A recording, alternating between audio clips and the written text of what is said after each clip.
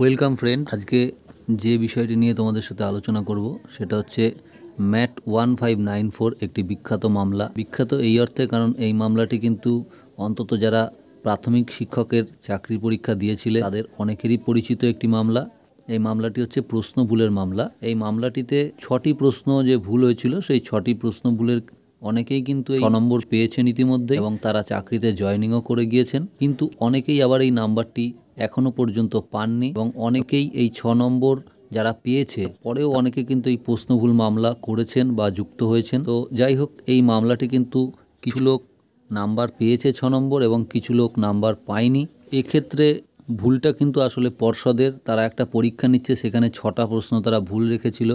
এই প্রশ্নটা যদি ভুল থাকে তাহলে সেই নাম্বারটা অ্যাকচুয়ালি সকলেরই পাওয়া উচিত এবং সেক্ষেত্রে কিন্তু কলকাতা হাইকোর্টের যে সিঙ্গেল বেঞ্চ এবং ডিভিশন বেঞ্চ এরা সকলেই বলে দিয়েছিল যে এই নাম্বারটা কিন্তু সবাইকে দিতে হবে, কিন্তু প্রাথমিক শিক্ষা পর্ষদ সেই নম্বর সবাইকে দেয়নি এবং এটা নিয়েই কিন্তু আবার সুপ্রিম কোর্টে কেস হয়ে যায়।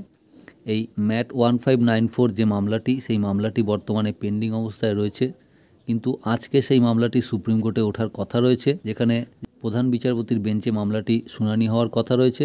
তো বন্ধুরা, আশা করা যায় যে প্রধান বিচারপতিও মামলাটির ক্ষেত্রে সবাইকেই ওই 6 নম্বর দিতে বলবেন এবং সেক্ষেত্রে কিন্তু আরও প্রচুর সংখ্যক ক্যান্ডিডেট পাশ করবেন, যেটা প্রাথমিক শিক্ষা পর্ষদ চাইছে না যে আরও ক্যান্ডিডেটরা এই 6 নম্বর পাক এবং তারা পাশ করুক, তাহলে কিন্তু একটা বিরাট জটিলতার সৃষ্টি হবে।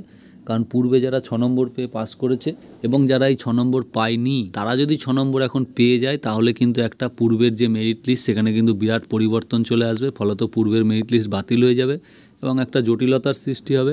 সেটা প্রাথমিক শিক্ষা পর্ষদ চায় না বলেই তারা কিন্তু আজকে এই যে মামলাটি রয়েছে সুপ্রিম কোর্টে, সেখানে কিন্তু তারা একটি সাবমিশন, তাদের পক্ষ থেকে কি সাবমিশন জমা করে সেটার দিকে সবার একটা নজর থাকবে। কারণ তারা ইতিমধ্যেই কিন্তু আরেকটি এসএলপি ফাইল করে দিয়েছেন, যেটাতে তারা বিভিন্ন এক্সপার্টদের দিয়ে যে ওই 6টি প্রশ্ন ভুল সেই বিষয়গুলোকে তারা দেখেছেন এবং সেক্ষেত্রে যারা ওগুলো অ্যাটেন্ড করেনি বা ভুল উত্তর দিয়েছে তাদেরকে সেই নম্বর দিতে চাইছেন না, এরকম কোনো যুক্তি খাড়া করতে পারেন, এইরকম খবর রয়েছে। তো বন্ধুরা, দেখা যাক যে আজকে প্রাথমিক শিক্ষা পর্ষদের পক্ষ থেকে কি সাবমিশন করা হয় এবং যারা এই ম্যাট 1594 পিটিশনার রয়েছেন তাদের পক্ষ থেকে কি সাবমিশন করা হয়। আশা করা হচ্ছে যে আজকে কিন্তু কেসটির হিয়ারিং হতে পারে, যেহেতু কেসটি প্রায় দীর্ঘ 1 বছর ধরে সুপ্রিম কোর্টে ঝুলে রয়েছে। তো আশা করা যায় আজকে কেসটির হিয়ারিং হতে পারে। যদি কেসটির হিয়ারিং হয় তাহলে এর কি ডিটেলস থাকছে সেই বিষয়টা কিন্তু তোমাদের সাথে আমি শেয়ার করে দেবো।